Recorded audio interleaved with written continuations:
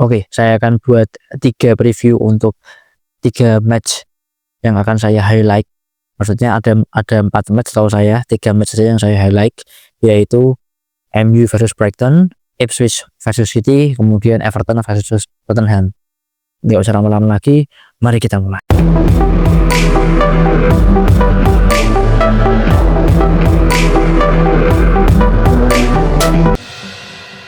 Oke, jadi yang pertama saya ingin highlight adalah match yang menurut saya pertarungan hidup dan mati. Karena dua tim ini berada dalam posisi yang sangat tidak aman di zona degradasi, Everton dan Tottenham. Everton berada di peringkat yang sangat berbahaya karena mereka di peringkat bawah-bawah dan Tottenham berada di peringkat di atasnya sedikit. Jadi kedua tim ini membutuhkan poin untuk segera beranjak dari zona degradasi. Masalahnya Tottenham memiliki banyak pemain yang cedera, ditambah Timo Werner yang cedera, jadi banyak pemain Tottenham dan sedikit opsi yang bisa mereka gunakan untuk main malam nanti. Sementara Everton sedikit pemain yang cedera dan mereka masih memiliki tim yang cukup fit meskipun dari segi kualitas mereka masih perlu dibenahi lagi. Seperti yang kemarin yang jadi line up itu bukan Niels Peterson tapi Ashley Young. Itu agak miris karena Ashley Young adalah pemain senior yang sangat lama bermain di Premier League dan masih digunakan sebagai bek kanan, posisi yang sangat capek teman-teman. Nah, bagaimana berlangsungnya laga kali ini? Everton ketika era Sean Dyche itu bermain dengan high press, benar-benar ketat. Kelemahan mereka adalah di sepertiga akhir. Mereka sering kebingungan untuk melakukan serangan, baik itu kolektif ke tengah atau crossing lewat sayap. Karena striker mereka juga tidak tajam-tajam banget. Melawan Aston Villa kemarin, setelah perpindahan pelatih ya yang sekarang ditangani oleh Leighton Baines, sang legenda mereka bersama dengan Seamus Coleman, itu mereka memainkan sepak bola yang berawal dari crossing. Striker mereka memang tinggi, Dominic Calvert-Lewin dan Beto. Masalahnya dengan ekspektasi sebesar 1,35 atau minimal mereka bisa mencetak 1 gol, mereka tidak bisa mencetak gol. Berarti serangan mereka tumpul atau striker mereka tumpul. Itu satu. Kemudian yang kedua, defense mereka bagus. Secara statistik, meskipun saya tidak melihat langsung melawan Aston Villa, defense mereka bagus. Mereka melakukan sapuan yang banyak, mereka melakukan intercept meskipun tidak sebanyak Aston Villa. Bahkan karena defense mereka bagus, mereka bisa menyerang dengan lebih intens dibandingkan dengan Aston Villa. Masalahnya kembali lagi, ekspektasi mereka tinggi.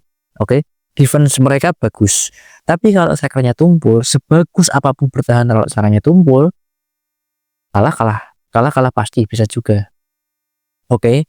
Nah, kemudian sekarang Tottenham bagaimana? Pertama, kembali seperti yang kemarin saat lawan Arsenal.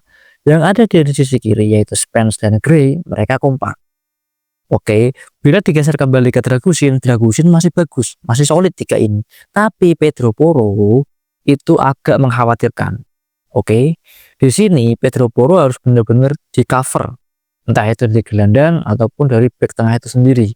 Sementara karena banyak pemain yang cedera, makanya gelandang Tottenham yang dipasang ya itu aja, Bissouma atau Sarr, yang mana dua itu tidak memiliki bertahan yang solid, sehingga sisi kanan Tottenham kemudian sekali diekspos.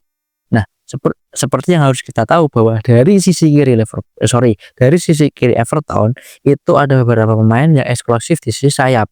Misalnya Diaye mereka yang nomor 10 itu cukup eksplosif meskipun bukan main top, atau Mikolenko yang bisa ikut maju untuk membantu serangan Everton jika di sini Tottenham tidak bisa menutup sisi sayap mereka dan kemudian mereka kecolongan dengan striker tumpul Everton, ya mereka biasa saja kalah. Meskipun Tottenham secara kredibel, secara nama itu lebih besar daripada Everton, tapi peluang mereka untuk menang jujur di match ini sulit. Oke, mereka bisa menyerang lewat mana? Mereka bisa menyerang lewat sisi kanan jika yang dipasang adalah Ashley Young. Ashley Young pemain senior, usia 35 ke atas, dia tentu saja memiliki keterbatasan fisik.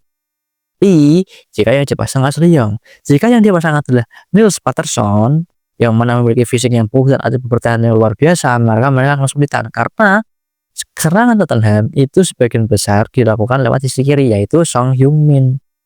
Sisi kanan mereka entah itu Kulusevski, entah itu Brandon Johnson, entah itu dibantu Pedro Porro, itu sulit untuk menemukan suatu peluang yang bagus jika mereka tidak berani mengambil risiko seperti long shot, kemudian seperti set piece atau perpaduan pemain, 1 2 3 membuat perpaduan pemain itu sulit, teman-teman.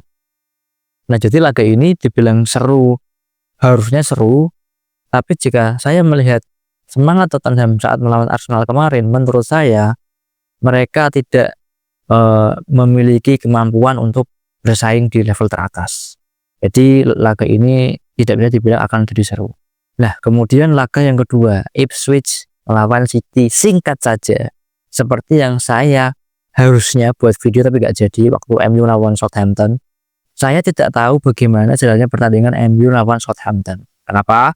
Karena saya tidak tahu mentalitas apa yang terjadi pada skuad MU, yang mana mereka baru bisa mencetak gol di menit-menit akhir.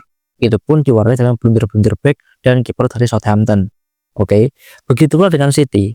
Ipswich melawan City, itu Ipswich bukan tim yang serangannya bagus. Jadi serangannya adalah biasa-biasa saja. Pertahanannya biasa-biasa saja. Masalahnya City serangannya kadang bagus, kadang tidak. Belakangnya buruk sekali. Belakang City itu buruk sekali. Jadi kalau misalnya City kecolongan 1 atau 2 peluang yang bersih, ya City bisa kalah. Tapi jika mentalitas mereka bagus, jika mereka tidak membuang keunggulan mereka yang sering mereka buang karena ngotot pengen terus mencetak gol, maka mereka bisa saja menang mudah. Mereka harus ingat bahwa ada seorang striker mantan akademi mereka, yaitu Liam Delap. Kita harus garis bawahi adalah striker ini berbahaya. Oke, dia berada di tim yang di zona degradasi, tapi tingkat pencapaian golnya bagus, jadi harus berhati-hati. Ini striker lumayan klinis. Oke, begitu saja soal City. Kita masuk ke tajuk utama kita, yaitu MU melawan Brighton. Oke, di sini MU tentu akan tetap menggunakan formasi pakem mereka di bawah Amorim, 3 back atau 3-4-3. Oke, tapi masalahnya di sini yang harus kita garis bawahi adalah Lisandro, De Ligt mungkin akan tetap bermain. Tapi di back tengah kanannya siapa? Apakah Leny Yoro atau nanti Harry Maguire yang ke tengah kanan, tengah kanan itu akan diisi oleh De Ligt. Karena jika Leny Yoro lagi, dia akan gampang diekspos lewat perpaduan Mitoma dan Estupiñán. Oke, tapi jika mereka memasang De Ligt, itu mungkin agak bisa menutup celah mereka. Kemudian di tengah mereka, pasti akan memainkan Ugarte dan kemudian Maino. Jadi perpaduan ini akan tetap sama. Mereka akan menyerang lewat transisi, menggunakan counter attack dengan mungkin Amad Diallo atau Diogo Dalot yang sudah kembali dari hukumannya akan mendorong. Dan di depan saya tidak tahu, Højlund pasti akan jadi starter. Meskipun saya pribadi lebih suka Joshua Zirkzee dan Bruno Fernandes ada di belakangnya, dan satu lagi siapa tidak tahu. Bisa saja Garnacho, bisa saja Eriksen, siapa kita tidak tahu. Sementara di Brighton ya, ini adalah sebuah tim di Premier League yang pemainnya sangat variatif. Dan di setiap posisi memiliki karakter yang berbeda-beda. Misal, bek kanan mereka itu adalah Veltman. Dia lebih bertahan. Jika mereka ingin menyerang, diganti dengan Tariq Lamptey. Oke. Kemudian bek tengah mereka, Van Hecke, Adam Webster, Lewis Dunk. Van Hecke memiliki kecepatan. Lewis Dunk memiliki kemampuan fisik yang bagus. Sementara Webster itu adalah perpaduan di antaranya. Di sebelah kiri hampir pasti yang dipasang adalah Estupiñán, karena pelapisnya yang orang Yunani itu saya kurang hafal namanya, itu masih fit dan pastinya akan dipasang. Nah, di gelandangnya itu yang sekarang jadi andalan adalah Baleba. Itu pemain yang keker, besar, berfungsi biasanya sebagai box to box. Terakhir kali mereka melawan Ipswich, mereka menggunakan formasi di atas kertas 4-1-4-1 dengan Baleba sebagai gelandang jangkar ditopang oleh tadi pemain muda nama-nama Arab itu, Mesir Yasin, Yari atau siapa itu, dan yang sebelahnya lagi ada tadi itu Matt O'Reilly, itu pemain baru lagi, dan semua pemain Brighton itu baru-baru. Di sayap kanan mereka bisa menggunakan Simon Adingra yang sangat eksplosif dengan kaki kiri, dengan kaki kanan, dengan kecepatan, dan pelapisnya pun Jan Kuba Minteh juga eksplosif di sisi kanan. Di sisi kiri mereka bisa menggunakan Mitoma yang kolektif, atau mereka bisa mengganti dengan Enciso yang lebih eksekutor peluang, meskipun belakangan Enciso sering dikritik. Striker mereka ada banyak, Welbeck ya, sang mantan MU, Joao Pedro yang kadang bagus kadang enggak, atau yang terakhir itu siapa namanya tadi, Guten itulah pokoknya striker Prancis teman-teman ya. Jadi Brighton bisa menggunakan semua opsi mereka dari belakang sampai depan, dari Styles sampai Verbruggen, dari Veltman, Lamptey, Ading, Raya, Kepaminteh. Jadi Brighton bisa menggunakan segala opsi. Masalahnya satu ya, jika MU bisa mencuri gol lebih dulu daripada mereka, sulit menurut saya bagi Brighton untuk mengejar, karena pasti akan bermain lebih reaktif MU, bertahan dengan rapat, counter attack dengan cepat. Karena jika mereka menggunakan Veltman, menggunakan Lewis Dunk, jadi hanya menyisakan Van Hecke yang memiliki speed.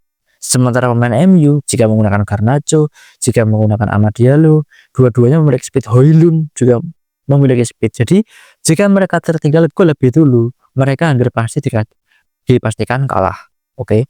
Tapi jika mereka bisa menahan permainan, mencetak gol lebih dulu, kemudian mereka bisa mempertahankan konsistensi permainan mereka, ya menang bukan hal yang sulit. Masalahnya satu, Brighton itu selalu kesulitan mempertahankan intensitas permainan mereka. Oke lah sayap mereka bagus, oke lah sayap kiri mereka bagus, oke lah gelandang mereka. Nah ini gelandang mereka ini muda, tapi ya karena muda jadi tidak banyak pengalaman, tidak banyak referensi, tidak banyak visi, mainnya stuck di seperti itu. Sementara back mereka itu bukan back yang prima. Lewis Dunk sudah senior, dia mudah diekspos. Kemudian BB sayap mereka jika menggunakan Lamptey dan menggunakan SD Quinyan terlalu sering terlambat turun. Jadi permainan Brighton itu sulit untuk dipegang karena mereka sulit banget konsisten. Dan lagi ini saya jamin akan jadi laga yang seru. Brighton melawan MU akan menjadi laga yang seru. MU butuh sekali poin, sementara Brighton tidak akan bertahan atau tidak akan bermain dengan cara-cara yang negatif. Itu ulasan dari kami. Sekian, sampai jumpa di lain video.